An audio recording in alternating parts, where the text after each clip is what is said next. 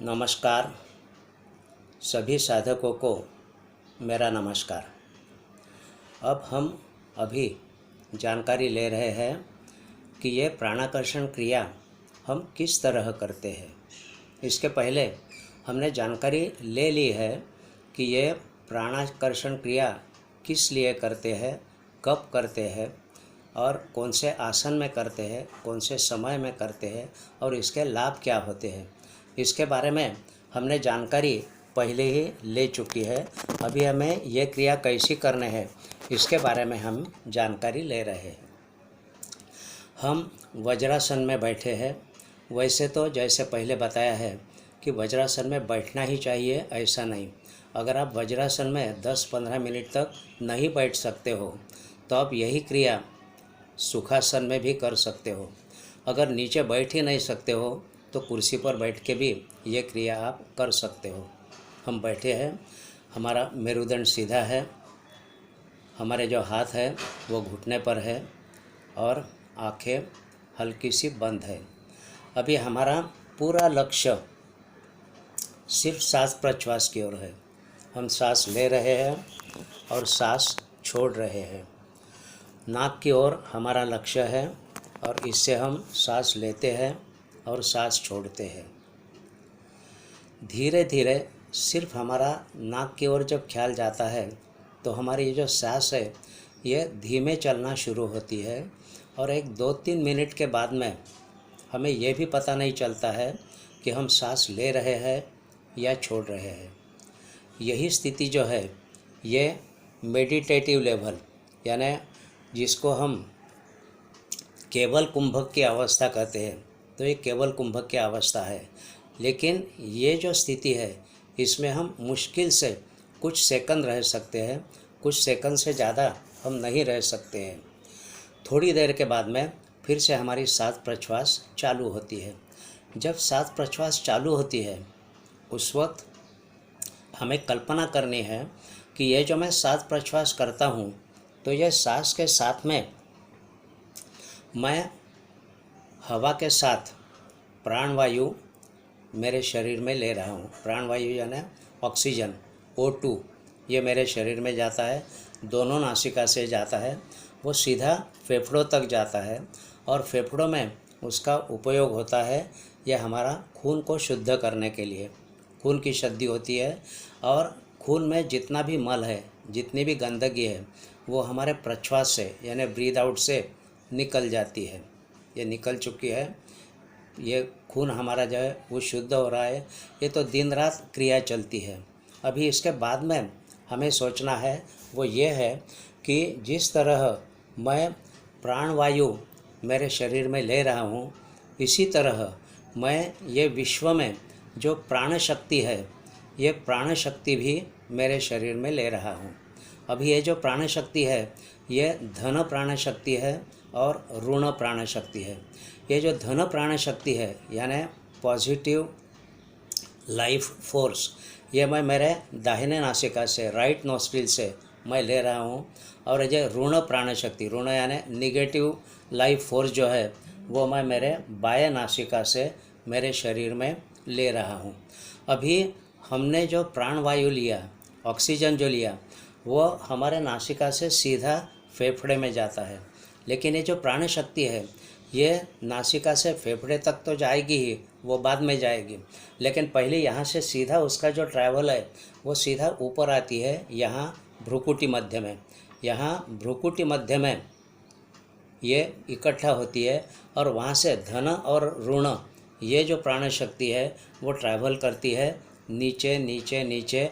हमारा जो मूलाधार चक्र है, गुदाद्वार के थोड़ा सा ऊपर या मेरुदंड के निचले हिस्से में, वहाँ वो पहुँचती है। वहाँ पहुँचने के बाद ये जो प्राण शक्ति है धन और ऋण, यह हमारे मूलाधार चक्र का शुद्धिकरण शुरू कर देती है। यहाँ मूलाधार चक्र में जितने भी बॉडी पार्ट्स कंट्रोल करते हैं वो सब का शुद्धिकरण ये प्राण शक्ति करती है। और उसके बाद में ये प्राण शक्ति धीरे से ऊपर, उसके ऊपर जो है वो स्वाधिष्ठान चक्र है, मूलाधार के ऊपर स्वाधिष्ठान है। ये जो स्वाधिष्ठान चक्र है यह हमारे जननेंद्रिय मूल के पास होता है। तो वहाँ होता है। वैसे हमारे शरीर में 7 चक्र होते हैं। पहला है मूलाधार चक्र, वो जो है वो गुदाद्वार के थोड़ा सा ऊपर। स्वाधिष्ठान चक्र जो है वो जननेंद्रिय के बेस पर होता है। तीसरा जो है मणिपुर चक्र, मणिपुर चक्र हमारे नाभि स्थान पर होता है। उसके ऊपर जो है वो अनाहत चक्र है, वो सीने के मध्य में होता है। उसके ऊपर विशुद्धि चक्र है, वो कंठ के मध्य में होता है। उसके ऊपर जो है वो अज्ञा चक्र है, ये भ्रुकुटी मध्य में होता है। और उसके सबसे ऊपर होता है सहस्त्रार चक्र। सहस्त्रार चक्र सबसे ऊपर होता है और ये सबको कंट्रोल करता है। अभी हमारी ये जो प्राण शक्ति हमने शरीर में ली है, ये नीचे से तक ऊपर तक चलती है। और ये ख्याल में रखना है कि ये जो डक्टलेस ग्लैंड्स है, ये जो चक्र है, ये चक्र हमें देखने हैं। और ये जो चक्र है इसका शुद्धिकरण हमारा चल रहा है, ये हमें सोचना है। अभी ये प्राण शक्ति जब नीचे से ऊपर जाती है, एक डक्ट से दूसरे ग्लैंड तक जब जाती है, तब उसकी कार्यशक्ति बढ़ती है, कई गुना बढ़ती है। यानी मूलाधार से ये जब स्वाधिष्ठान चक्र जाएगी, उसकी कार्यशक्ति बढ़ी हुई होगी। स्वाधिष्ठान से मणिपुर चक्र जाती है, उसकी कार्यशक्ति और बढ़ेगी। इस तरह यहाँ तक जब यह पहुँचती है, उसकी कार्यशक्ति बहुत बड़ी होती है। और हम कंटिन्यूअस है नासिका से सांस प्रश्वास ले रहे हैं, ये जो प्राण शक्ति हमारे शरीर में पूरी आ रही है और वहाँ से उसका कंटिन्यूअस सप्लाई हो रहा है। अभी फिर से यहाँ इकट्ठा होने के बाद ये जो प्राण शक्ति है यह हमारे माथे पर पहुँचती है। माथे पर पहुँचने के बाद ये जो प्राण शक्ति है वो चक्राकार गति से सीधा जो आती है, वो हमारे शरीर के सामने जितने बॉडी पार्ट्स है शरीर के अंदर में, उससे वो नीचे नीचे नीचे पूरा हमारे पैर के तलु है, वहाँ तलुए तक जाती है। उसके बाद में तलुए के नीचे से हमारे शरीर से पीछे से चक्राकार गति से फिर से ऊपर आती है और यहाँ तक आती है। इस तरह ये जो शक्ति है, ये प्राण शक्ति हमारे शरीर में पूरा चक्राकार गति से घूमती है, ऊपर से नीचे, नीचे से ऊपर। और ये जो हमारे शरीर में घूमती है तो हमारे शरीर के जितने भी बॉडी पार्ट्स हैं उसका वो शुद्धिकरण करते चलती है। अगर आँखें हैं तो आँखें का शुद्धिकरण होगी, कान का शुद्धिकरण होगा, नाक का शुद्धिकरण होगा, कंधों का शुद्धिकरण होगा। ये करते करते घुटने तक, घुटने का शुद्धिकरण होगा। ये सब का शुद्धिकरण करते हुए ये प्राण शक्ति जाती है। और ये ख्याल में रखना है कि ये प्राण शक्ति जब तक हमारे शरीर में है तब तक हम जिंदा हैं।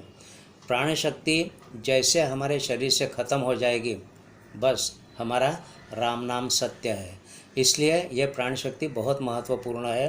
प्राण वायु जितना महत्वपूर्ण है उतनी ही महत्वपूर्ण या उससे ज़्यादा महत्वपूर्ण ये प्राण शक्ति है। और ये प्राण शक्ति हमें हमारे शरीर में लेना है, पूरे शरीर में घुमाना है। अगर समझो किसी साधक को कंधे का अगर दर्द है, कंधे दर्द करते हैं, तो उन्होंने करना क्या है कि ये जो प्राण शक्ति हमारी ऊपर गई है, ऊपर से जब नीचे नीचे आ रही है तो नीचे आते वक्त उसको ये जो प्राण शक्ति है ये यहाँ रोकना है कि मेरा दाहिना कंधा जो है वो दर्द कर रहा है। तो ये कंधे के पास ज़रा देर रहेगी और फिर आप देखो कि ये प्राण शक्ति जब यहाँ रुकती है, आपका कंधे का दर्द अपने आप कम हो जाता है, बंद हो जाता है। अगर आपके घुटने दर्द करते हैं तो ये जो प्राण शक्ति है ये घुटनों के पास ले चलो, घुटनों के पास उसको रोक दो और वो रोकने के बाद आपका घुटने का जो दर्द है वो भी ख़त्म हो जाएगा। इस तरह ये प्राण शक्ति बहुत महत्वपूर्ण है। इस तरह हमने ये प्राण शक्ति को घुमाया है। हमारा पूरा लक्ष्य हमारे शरीर के अंदर है और ये प्राण शक्ति से पूरा भरा हुआ मेरा शरीर है।